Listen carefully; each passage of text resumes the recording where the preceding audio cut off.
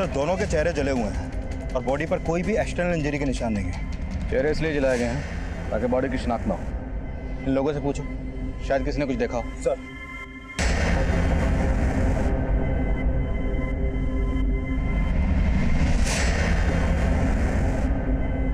Sir किसी को कुछ नहीं मालूम। हो सकता है कोई कपल हो। आसपास जितने भी होटल्स, हॉस्टल और रेजॉर्ट्स हैं सब जगह पता करो, कहीं कोई कपल मिसिंग है। Okay, excuse me sir. Hello, ठीक है हम पहुंचते हैं। सर इसी बीच पे आने वाले एक रास्ते पे 2 डेड बॉडीज और मिली हैं। बॉडी को पोस्टमार्टम ले लीजिए।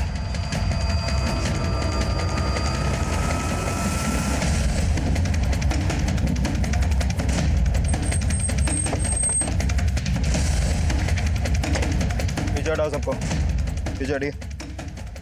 वहाँ पे कपल की डेड बॉडी और यहाँ पे इस औरत और जवान लड़की की, लेकिन लड़की के जिस्म पे कपड़े नहीं, बाकी सबके थे, लेकिन चेहरे सबके जलाए गए। सर मॉडस ऑपरेंडी सेम है तो हो सकता है कि किलर भी एक ही हो और शायद उस कपल और इस लड़की और इस औरत का आपस में कोई कनेक्शन हो। एक ही एरिया में 2 जगह पर 4 लाशें। हो सकता है किसी सीरियल किलर या गैंग का काम।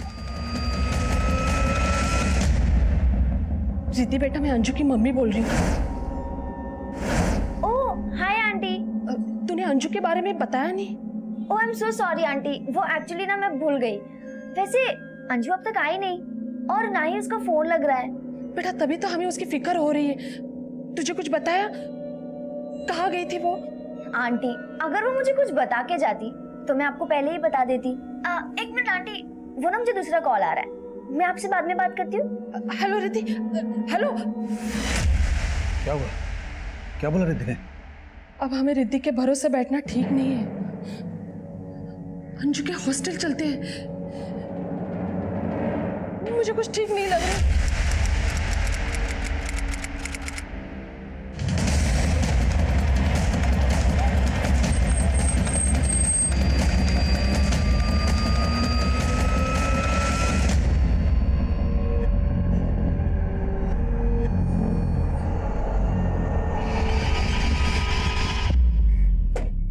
नमस्कार, आदाब।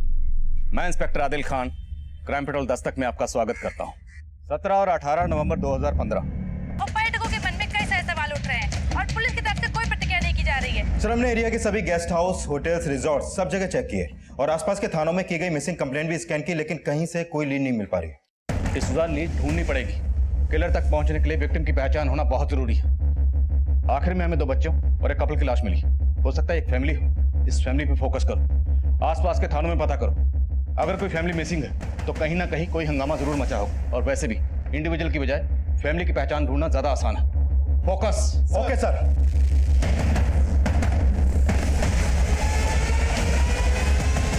साची वो जो सोच रहा है सोचने दो, तुम बस अपने काम पर फोकस करना, कोई टेंशन नहीं होगी। और अगर कुछ प्रॉब्लम होती है तो मुझे आकर बताना, ठीक है? सही बोला आपने, अब फालतू बातें सोचनी नहीं है, सिर्फ काम करना है। Thanks for suggestion sir.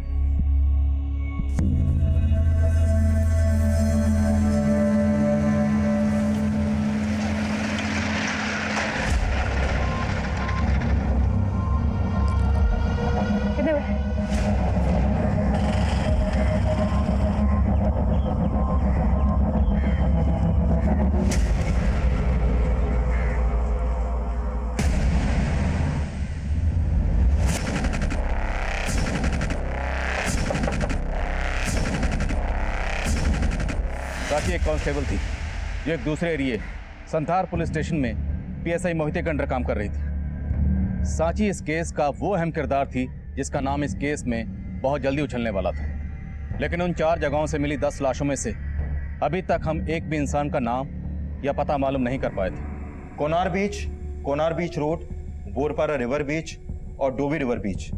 Sir इन सभी 4 जगहों से जो हमें 10 लाशें मिली, इन सभी लोगों का मर्डर इनका दम घोटने से हुआ है। और सिर्फ इनका मर्डर ही नहीं हुआ सर, इस बुजुर्ग औरत के साथ साथ बाकी लड़कियों के साथ गैंगरेप भी हुआ है। इस लड़की के बारे में श्योर नहीं है क्योंकि इसकी बॉडी से रेपिस्ट का डीएनए नहीं मिल पाया, क्योंकि इसकी लाश पानी में मिली थी तो हो सकता है डीएनए धुल गया हो। लेकिन सर बाकी लड़कियों की बॉडी से 2-2 और ये औरत जिसकी लाश डोवी रिवर बीच से मिली, इसकी बॉडी से 4 रैपिस्ट के डीएनए मिले। मतलब बाकी के साथ 2 और इस औरत के साथ 4 लोगों ने रेप किया। सर, सबसे हैरान करने वाली बात तो यह है कि इस औरत की बॉडी से मिले 4 डीएनए उन 2 लोगों के डीएनए से बिल्कुल अलग हैं जो बाकी लड़कियों की बॉडी से मिले। सर इस हिसाब से तो ये 6 लोगों का गैंग लगता है। लेकिन पोस्टमार्टम रिपोर्ट के हिसाब से कोनार बीच रोड और बोरपारा रिवर बीच, इन पर जो लाशें हमें मिली उन्हें कपड़ा और पेट्रोल डाल के जलाया गया। लेकिन जो लाशें हमें डोवी रिवर बीच पर मिली उन्हें केरोसिन और जूट डालकर जलाया गया। मतलब ये तीनों क्राइम सीन से ये चौथा क्राइम सीन थोड़ा अनकॉमन लग रहा है। और सर, ये औरत जिसका 4 लोगों ने रेप किया था, इसके बारे में यह पता चला है कि इसके मर्डर से कुछ महीने पहले इसका यूटेरस रिमूवल का ऑपरेशन हुआ था और इसकी बैक पर एक टैटू भी था। डिसूजा, इसके ऑपरेशन और इस टैटू के जरिए हम इसकी शिनाख्त कर सकते हैं। इलाके के जितने भी हॉस्पिटल हैं वहां से उन औरतों की लिस्ट बनाओ जिनका इस तरह का ऑपरेशन हुआ है। क्रिमिनल ने विक्टिम को 3 अलग अलग जगह पे पेट्रोल डाल के जलाया। हो सकता है उनके पास गाड़ी हो। क्राइम सीन पर कोई सीसीटीवी नहीं था, लेकिन हो सकता है क्राइम सीन की तरफ आने वाले रास्तों पर कोई ऐसा सीसीटीवी हो जहां पर क्रिमिनल से ताल्लुक रखने वाली गाड़ी कैप्चर हुई। उस गाड़ी के बारे में पता करो। सर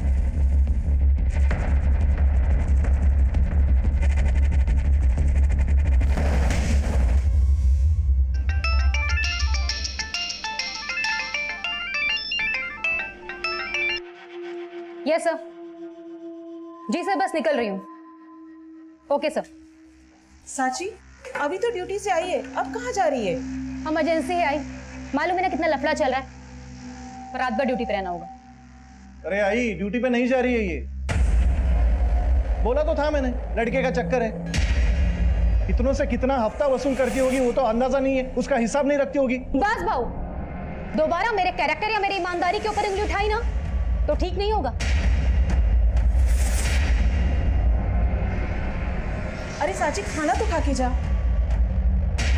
अपने बेटे को खिलाई। बेटी की तो वैसे भी सिर्फ पगार से मतलब है तुम्हें।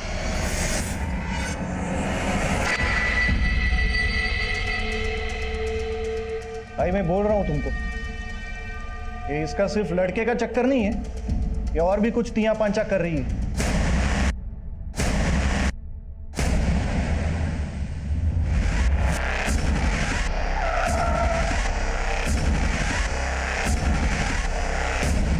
सर, आसपास के हॉस्पिटल से यूटेरस रिमूवल ऑपरेशन के 15 केसेस के बारे में पता चला। इनमें से एक ऑपरेशन 8 महीने पहले एक अनीता नाम की औरत ने करवाया था। सर, ऑपरेशन करने वाली टीम में से एक नर्स ने इस टैटू को आइडेंटिफाई किया है जो इस औरत की बैक पे था, जिसका 4 लोगों ने रेप किया था। सर, पूरे चांसेस हैं कि ये औरत वही अनीता है।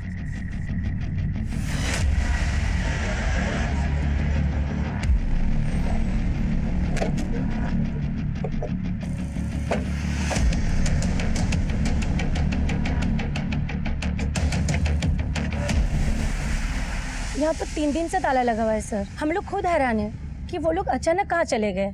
अनीता के अलावा और कौन कौन रहता है यहाँ पे? उसका हस्बैंड देव और उसके 2 बच्चे।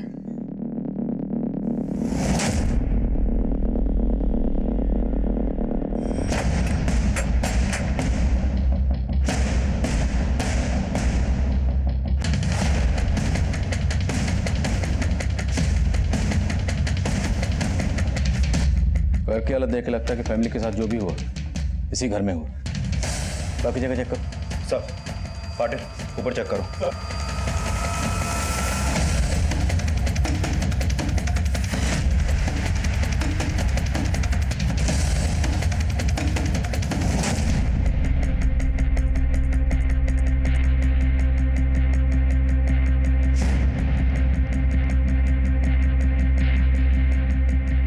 सर, सिर्फ मर्डर ही नहीं हुआ है, लूट के साइन भी मिले हैं।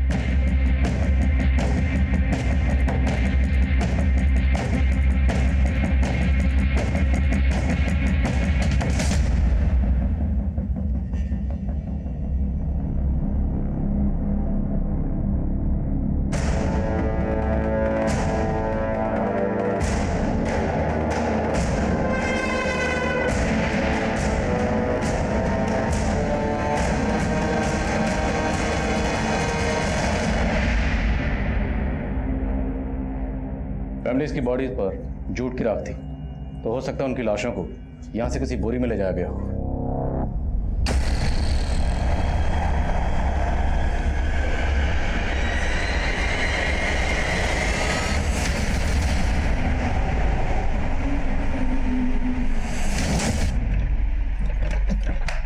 से लगता है लॉक है। पाटिल, सर घर के पीछे जाके चेक करो।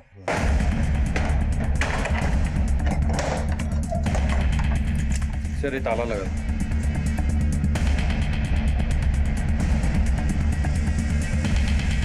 घर का फ्रंट डोर और बैक डोर दोनों लॉक, और घर में लूट हुई। और फैमिली की बॉडीज को इसलिए बाहर ले जाकर फेंका गया ताकि लाशों की बदबू से पड़ोसियों को कुछ पता न चले, और लाशों का चेहरा इसलिए बिगाड़ा गया ताकि उनकी शिनाख्त ना हो।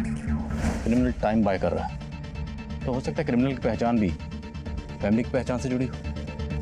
सर 3 क्राइम लोकेशन और हैं जहां बाकी की 6 लाशें मिली, तो क्या उन सब के मर्डर भी उनके घर में किए गए और फिर उनकी लाशों को बाहर ले जाकर जलाया गया? सर पड़ोसियों से पता चला कि घर में प्लम्बिंग का काम चल रहा था, लेकिन प्लम्बर कौन था इसका पता नहीं चला। इस एरिया में जितनी भी हार्डवेयर शॉप है जहाँ भी प्लम्बिंग का सामान मिलता, वहाँ से उस प्लम्बर के बारे में पता करो जो यहाँ काम करता था। हो सकता है इस फैमिली का हत्यारा वही प्लम्बर हो। सर आप जिस नंबर को डायल कर रहे हैं वो इस समय स्विच्ड ऑफ है। क्या सोच के इसका नाम साची रखा?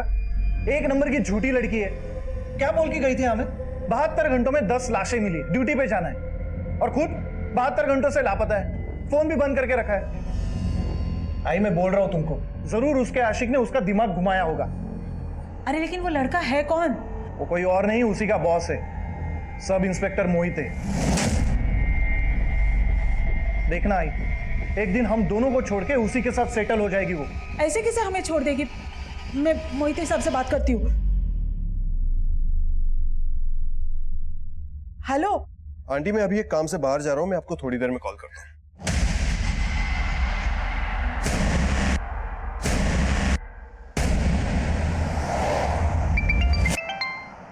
बोलो पाटिल। सर एक अंजू वर्मा नाम की लड़की जागृति गर्ल हॉस्टल में रहती थी, और सर वो हत्याओं वाले टाइम से ही गायब है।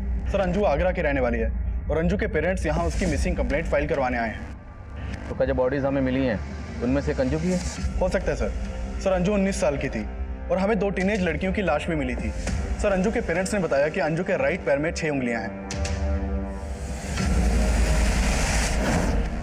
गैंग रेप हमारी बेटी अंजू के साथ?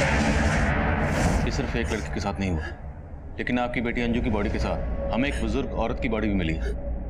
क्या आपकी जान पहचान का कोई रहता है यहाँ पे? नहीं सर, हमारी पहचान का यहाँ कोई नहीं रहता सर। हम भी अंजू को यहाँ अकेले रखने के खिलाफ थे, पर अंजू की जिद के आगे हम हार गए। अरे अंजू, अगर तुझे होटल मैनेजमेंट करना है तो आगरा से कर ले, इतनी दूर जाने की क्या जरूरत है? मम्मी मैं अकेले कहाँ हूँ, रिद्धि है ना मेरे साथ, और जब उसके पेरेंट्स अलाउ कर रहे हैं तो आप लोग क्यों नहीं? अंजू की लाश हमें 5 दिन पहले मिली, ना तो इंस्टीट्यूट वालों ने हमसे कोई कांटेक्ट किया, और आप भी इतने दिनों बाद आए। सर हमें भी 3 दिन पहले ही पता चला सर। हमने अंजू को बहुत कॉल किया सर, लेकिन उसने हमारा फोन नहीं उठाया सर। फिर हमने उसकी सहेली रिद्धि से फोन पर बात की थी सर। आंटी, अंजू अपने फ्रेंड्स के साथ बाहर घूमने गई। कहाँ घूमने गई है? आंटी उसने मुझे कुछ बताया नहीं है। हमने पता किया था सर, उसने इंस्टीट्यूट से भी छुट्टी ले रखी थी। आपकी बेटी अंजू और उसकी हॉस्टलमेट रिद्धि का नंबर दीजिए। बोल पाटिल।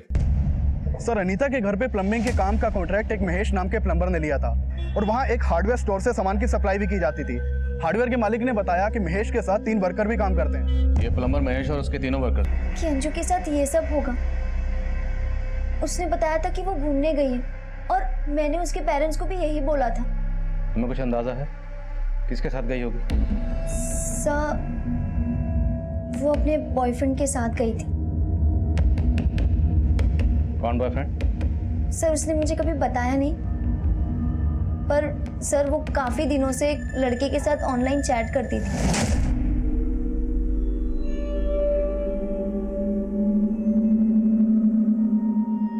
मुझे भी तुमसे मिलना है अमन। अरे बंद क्यों कर दिया? बताएगी नहीं ये अमन कौन है?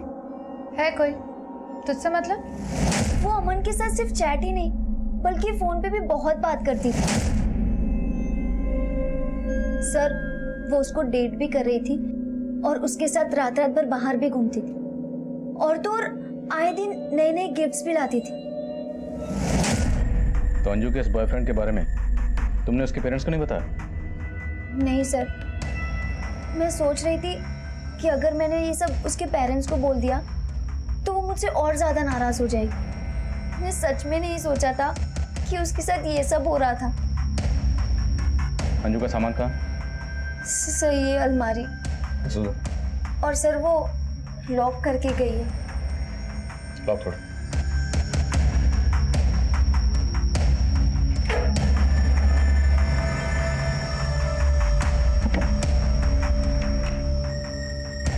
Sir, passbook.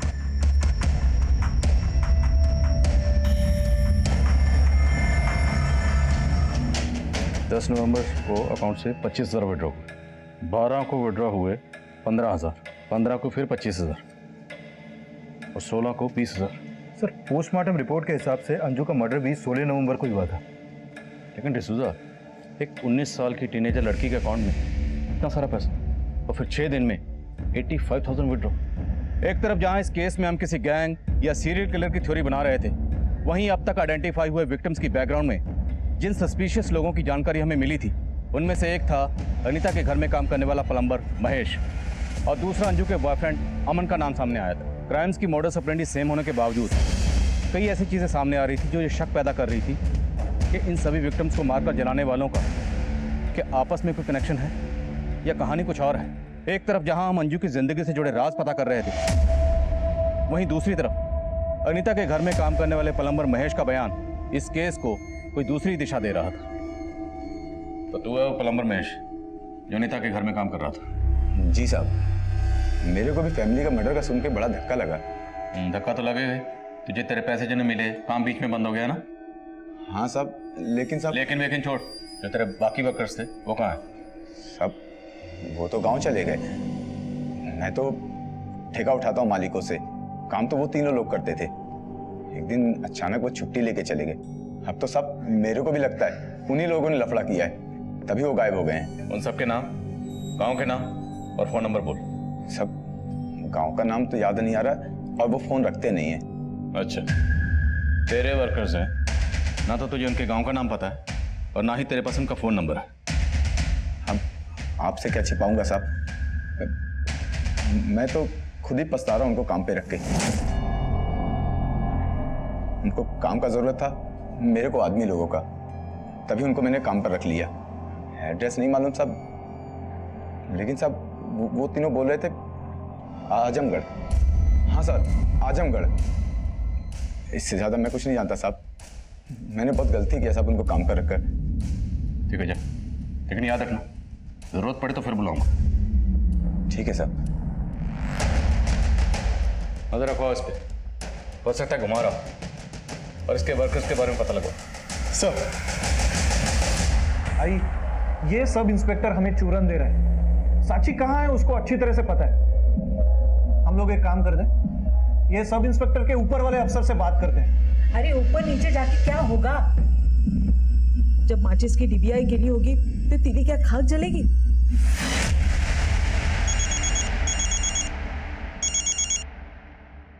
हेलो,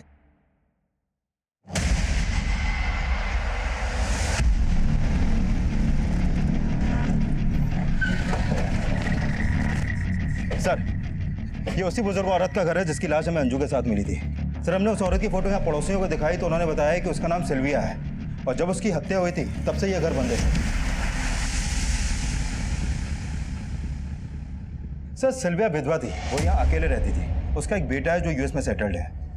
अंजू के बारे में कुछ पता चला? सर, उसके हॉस्टल से अभी तक कुछ खास इन्फॉर्मेशन तो नहीं मिली है। डिसूजा में अंजू की लाश सिल्विया की लाश के साथ मिली, तो हो सकता है अंजू सिल्विया को जानती है और उसका इस घर में आना जाना हो। एक काम करो, अंजू के कॉल रिकॉर्ड्स और उसके सोशल नेटवर्किंग अकाउंट चेक करो, हो सकता है उससे उसके बॉयफ्रेंड अमन के बारे में कुछ पता चले। Okay sir. Aunty, I am really sorry, Aman के बारे में मैंने आपको बताया नहीं। मुझे लगा था। तुझे क्या लगा था? पुलिस ने हमें सब कुछ बता दिया। अगर तू अब भी हमसे कुछ छुपा रही है तो। आंटी मैं क्यों कुछ छुपाऊंगी? देखो आंटी, अगर आप ऐसे बात करोगे ना तो अंजू की तरह आप लोगों से भी बात करना बंद कर दूंगी।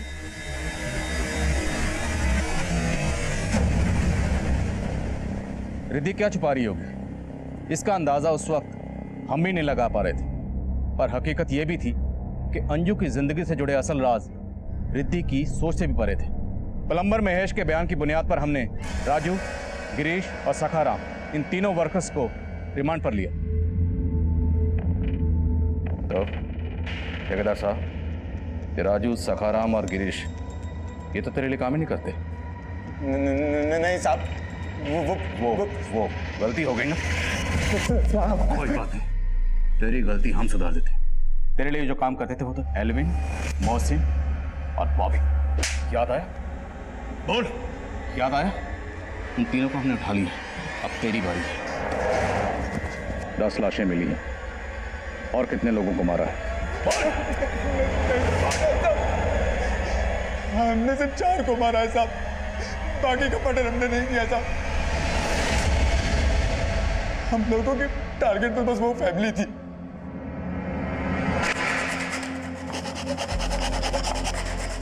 साहब, मुझे मालूम हुआ कि अनीता का पति नाइट शिफ्ट में काम करता था और मेरी नजर अनीता पर थी।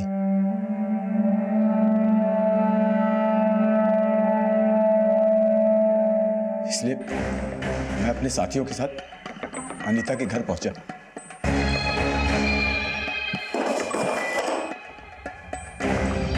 तो मैंने देखा साहब, उसका पति नाइट शिफ्ट में गया ही नहीं था। एकाएक अनीता का पति मेरे सामने आ गया।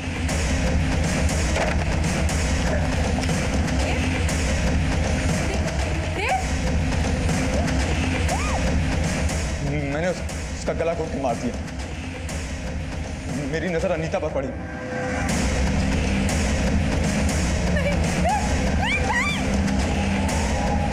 पीछे वाले दरवाजे के साथ साथ हमने आगे वाले दरवाजे में भी ताला लगा दिया ताकि लोगों को लगे ये फैमिली बाहर गई हुई है। मैंने न्यूज़पेपर में पढ़ा था कि आप लोगों को 6 लाशें मिली हैं जिनके चेहरे जले हुए थे। मैंने भी साहब उनको उसी तरह जलाया ताकि लोगों को हम पर शक ना हो। लेकिन साहब हमने बाकी मर्डर नहीं किया है साहब, हमने बाकी मर्डर नहीं किया है। अनीता की बॉडी पर जो 4 लोगों के डीएनए मिले वो अंजू, सिल्विया और इस टीनेजर की बॉडी पर जो डीएनए मिले उससे अलग थे।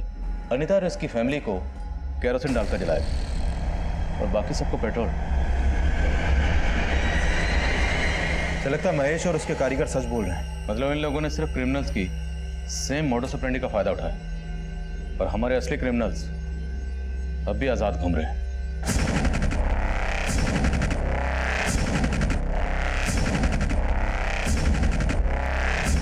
कहाँ जा रहे हो बच्चों? हम छोड़ दें? अरे इस वक्त कोई टैक्सी वैक्सी नहीं मिलेगी, चिंता मत करो, हम पुलिस वाले हैं।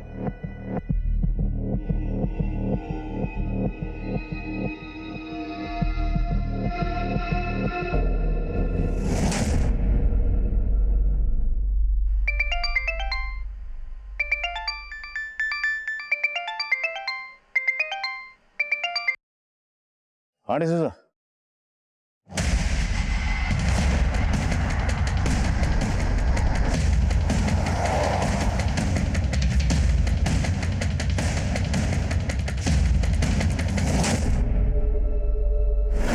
विक्टिम्स का आंकड़ा बढ़कर 12 हो चुका था, लेकिन ये जो 2 मर्डर्स हुए थे ये तब हुए जब महेश और उसके साथी हमारी हिरासत में थे। तो मतलब साफ था, जिन मुजरिमों की तलाश हमें थी वो अब भी ना सिर्फ खुलेआम घूम रहे थे बल्कि एक के बाद एक मासूम लोगों को मौत की घाट उतारने जा रहे थे। ये हम पर एक प्रेशर सिचुएशन क्रिएट कर रहा था। हम पर प्रेशर ये भी था कि उन 6 विक्टिम्स के अलावा हम बाकी किसी की शिनाख्त नहीं कर पा रहे थे। और अंजू से ताल्लुक रखने वाले जिस अमन की तलाश हम कर रहे थे उस अमन से जुड़े राज हमें फिर से एक भूल-भुलैया में उलझा रहे थे। सर, हमने अंजू के कॉल रिकॉर्ड्स और सोशल मीडिया अकाउंट दोनों चेक किए। कॉल रिकॉर्ड में तो किसी अमन नाम के लड़के का नंबर नहीं मिला, लेकिन हाँ, एक अमन नाम का लड़का सोशल मीडिया के थ्रू अंजू से टच में था। सर, ये अमन अंजू से एक इनक्रिप्टेड ऐप के थ्रू से चैट करता था, इसलिए इसका आईपी एड्रेस नहीं टच हो पाया। मतलब राधिका सही कह रही, कोई अमन था अंजू की जिंदगी में जिससे अंजू चैट करती थी। डिसूजा, हो सकता है ये अमन उसी गैंग का हिस्सा हो जिसने मर्डर्स किए। इस अमन तक पहुंचने का कोई जरिया? सर अंजू के नंबर पे माल रोड और मुंबई के 2 अलग अलग पीसीओ से अक्सर कॉल होते थे। सर मैंने अमन और अंजू की चैटिंग भी स्कैन की। सर इस अमन ने मंजू को पिछले महीने 4 बार अलग अलग गिफ्ट शॉप के एड्रेस भेजे थे जहां पर वो अंजू के लिए सरप्राइज गिफ्ट छोड़ता था। डिसूजा, उन गिफ्ट शॉप पर चलते हैं और एक टीम पीसीओ पर भेजो।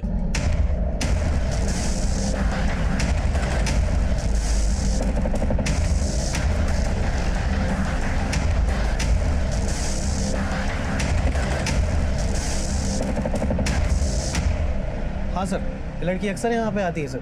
हमारी एक कस्टमर इसके लिए सरप्राइज गिफ्ट परचेज करती है और ये इसे कलेक्ट करके ले जाती है यहाँ से। और ये कस्टमर कौन है? सर वो एक लड़की है सर। क्या नाम? सर नाम तो नहीं मालूम है सर।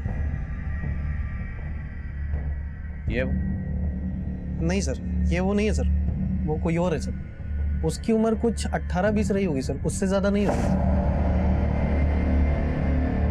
सर। उस लड़की के जाने के करीब 3-4 घंटे बाद वो दूसरी लड़की आती थी और गिफ्ट लेके चली जाती थी। चेहरा तो याद होगा, स्केच बनवा सकते हो? जी बिल्कुल सर। Excuse me. हाँ डिसूजा। सर मैं गिफ्ट शॉप पे आया तो पता चला कि एक टीनेजर लड़की यहाँ से अंजू के लिए गिफ्ट परचेज करके जाती थी। डिसूजा, जिस शॉप में मैं आया हूँ यहाँ पे भी एक टीनेजर आती थी। सर कुछ समझ में नहीं आ रहा है, इतनी छोटी लड़की का इतने बड़े कांड से क्या कनेक्शन हो सकता है? सब समझ में आ जाएगा डिसूजा, एक बार ये पता चल जाए कि लड़की सेम है या अलग अलग है। बाकी दुकानों पे पता करो। Okay sir. आप जिस नंबर को डायल कर रहे हैं वो इस समय स्विच्ड ऑफ है। कहाँ गया था कल रात से? कल रात से तेरे लिए परेशान हूँ और फोन भी बंद करके रखा हुआ है। तुम्हें क्या लगा तुम्हारी साची की तरह मैं भी गायब हो गया? सोच तो यही रही थी। तेरे होने ना होने से कुछ फर्क तो पड़ता है नहीं। तूने भी कुछ कम दुख नहीं दिए। तेरी वजह से मेरी वजह से कुछ नहीं हुआ है। ये सब वो सब इंस्पेक्टर मोहिते का किया धराया है। उसे तो हम कुछ बोल नहीं सकते, जरा आवाज उठाई तो झूठी केस में अंदर डाल देगा।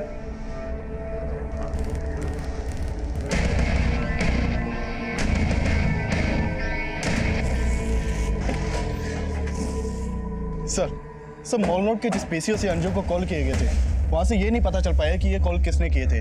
सर वहाँ आसपास कोई सीसीटीवी भी नहीं है। और मुंबई के बोरीवली पीसीओ से? सर बोरीवली पुलिस से मेरा कांटेक्ट हुआ। मैं आज मुंबई जाने ही वाला था, लेकिन सर पता चला कि मॉल रोड के पीसीओ से संथार पुलिस ने भी पूछताछ की थी।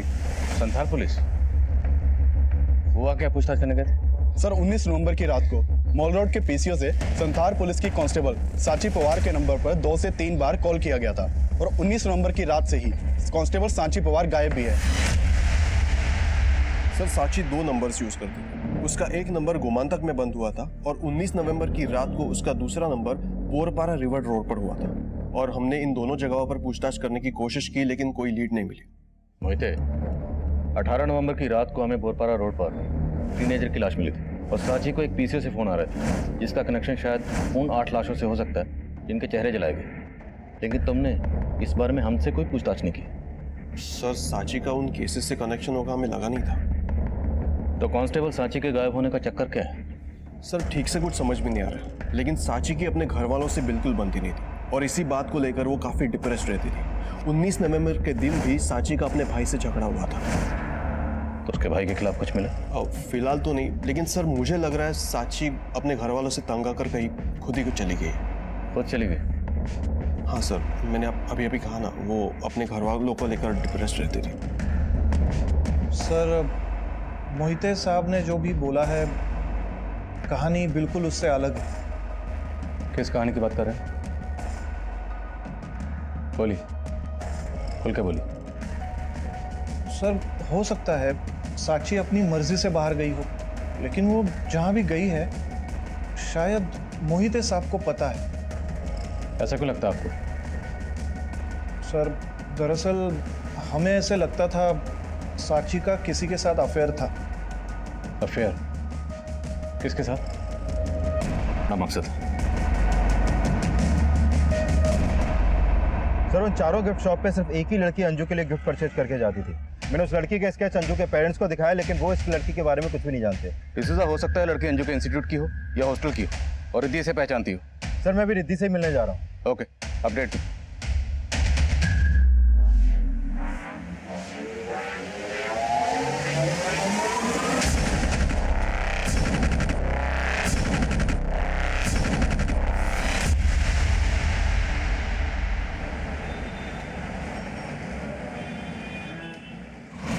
ये फोटो देखिए।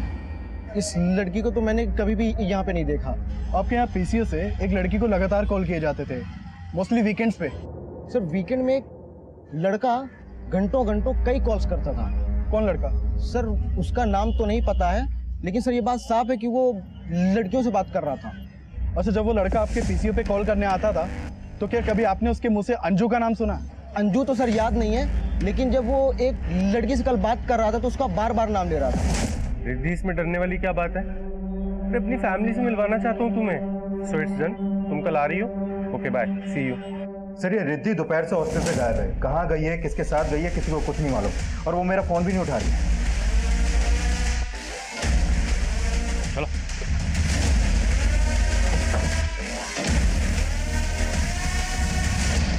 हेलो, कहाँ हो तुम? मैं आ गई जहाँ तुमने बुलाया था। ओके। दिस इज मुंबई के पीसी से रिद्धि को फोन किए जा रहे हैं। शायद अंजू की तरह रिद्धि को भी टारगेट किया जा रहा है। तुरंत रिद्धि के फोन की लास्ट लोकेशन ट्रैक करो। Okay sir.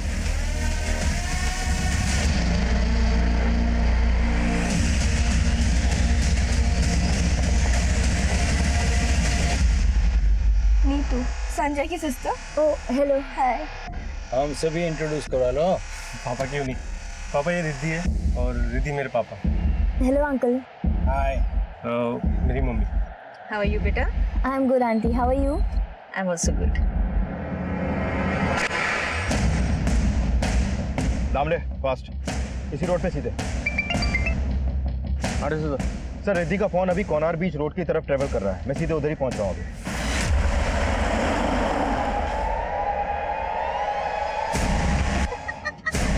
क्या किया तुमने? आंटी, मेरा बैग। इसका पिन नंबर क्या है? जल्दी बता।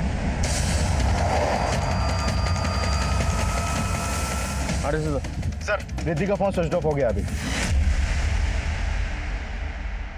4 5 8 9। आंटी, आप मेरा कार्ड ले लो, मेरा बैग ले लो, पर प्लीज मुझे छोड़ दो।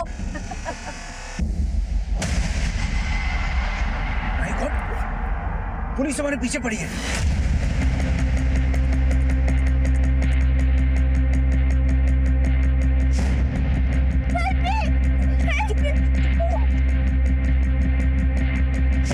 चलो ना जल्दी। गाड़ी को फॉलो करो।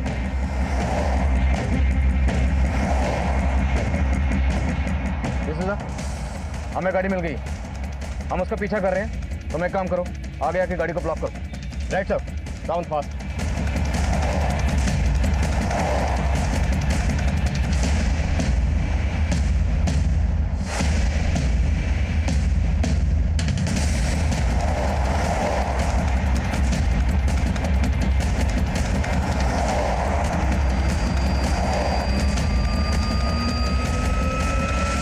Hands up.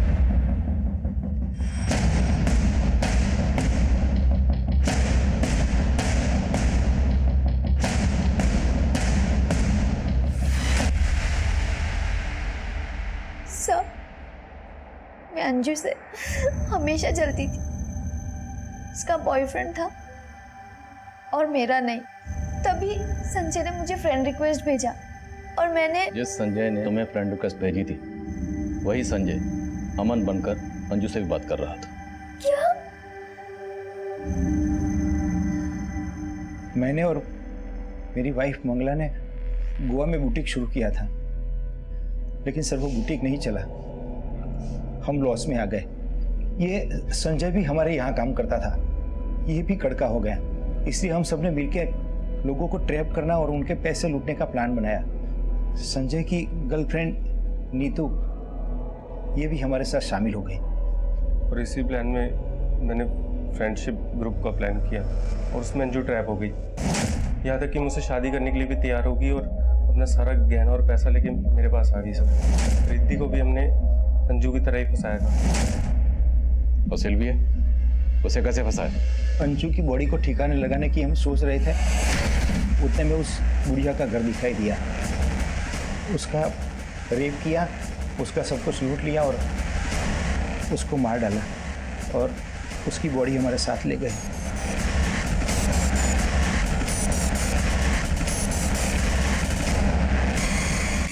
उसको मारने के बाद हम कोनार बीच पे पार्टी बनाने गए साहब, और वहीं हमको वो कपल दिखाई दिया। बेटा यहाँ पे नारियल पानी कहाँ मिलेगा? अंकल को उनका लैपटॉप देख के लालच आ गया और लैपटॉप के लिए हमने उस कपल को मार दिया सर। और वो टीनेजर लड़का लड़की उनको भी ऐसे फंसा है?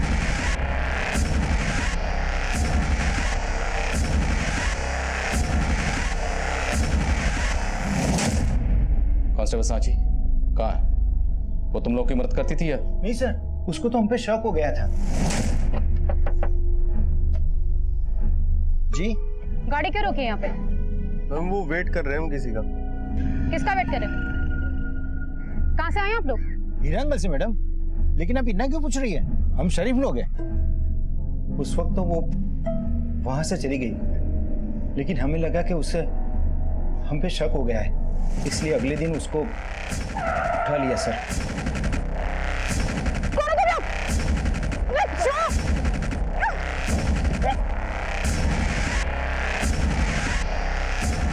उस दिन हमारी डिटेल क्यों मांग रही थी? तेरे पुलिस वाले हमारे पीछे पड़े हैं। ऐसे ही पूछ रही थी, कौन हो तुम लोग? लोगों को लूट के मार के उनके चेहरे जला देते हैं। तू बता क्या इन्फॉर्मेशन है हमारी पुलिस के पास, जल्दी बोल। सर जान बचाने के लिए वो बोलने लगी कि उसने हमसे ऐसे ही पूछताछ की थी। उसको हम पर वैसा कोई शक नहीं था जैसा हम सोच रहे थे। लेकिन साहब उसको जिंदा तो नहीं छोड़ सकते थे ना, इसलिए उसको भी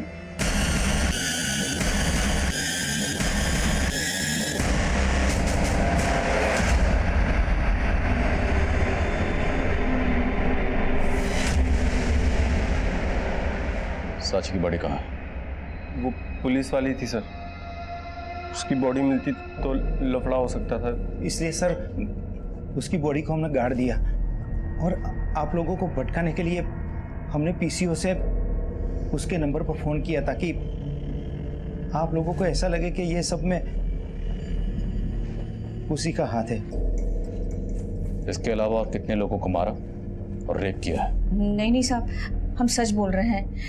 इसके अलावा हमने किसी के साथ कुछ भी नहीं किया। लेकिन अब तुम लोग देखना कि हम तुम्हारे साथ क्या करते हैं।